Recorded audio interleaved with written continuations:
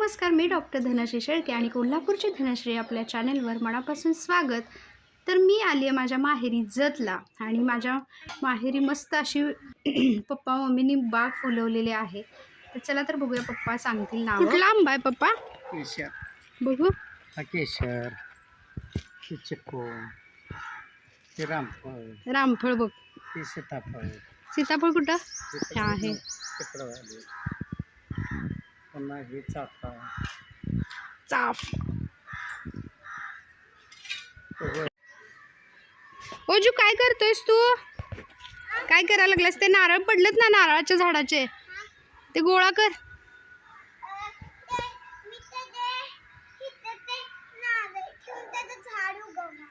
तू लावणार आहे तिथं तांबड्या मातीत?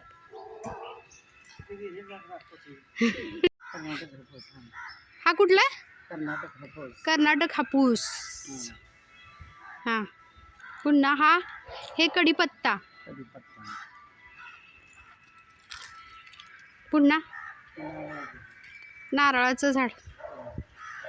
हा हा सीताफळ।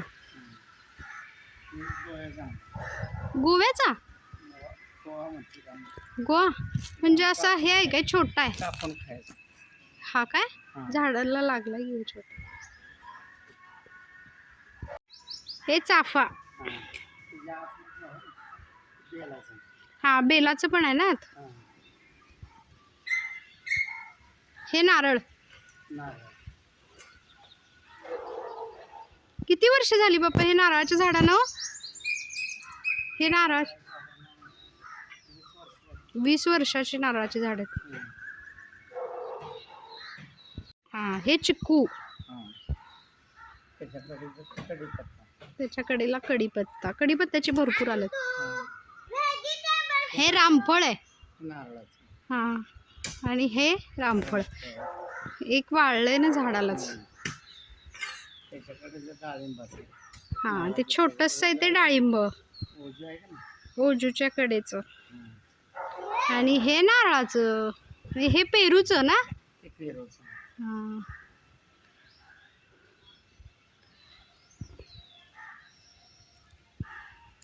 वरून असे धप्प दिशे नारळ कसे पडतात बघ खाली।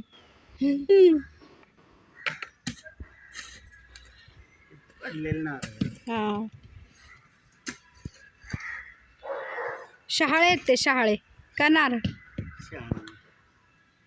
हा हा सांगा, हे कशाचे रोप तयार केलेत? हे रामफळ, जांभळ, सीताफळाची रोप तयार केलेत। असं करतात बघ, अशा काळ्या पिशव्यांमध्ये ओजू रोप तयार केलेत। हे बघ ही पपई किती मोठी झाली आहे। त्याच्यावर पपई एक आहे। हा एकच आहे। हा हे कर्नाटकी हापूस। हा आंबा चवीला खूप टेस्टी आहे। या झाडाला पण 15 ते 20 वर्ष झालेत।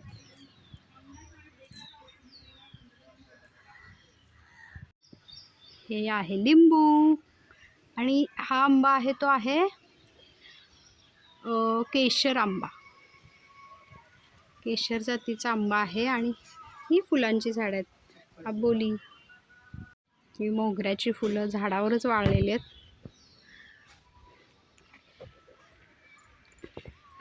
हे आहे ब्रह्मकमळ।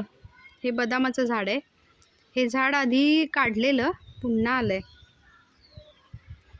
इकडं गुलाबाची आहेत। आता जसा पाऊस पडेल तशी पुन्हा छान उगवतील।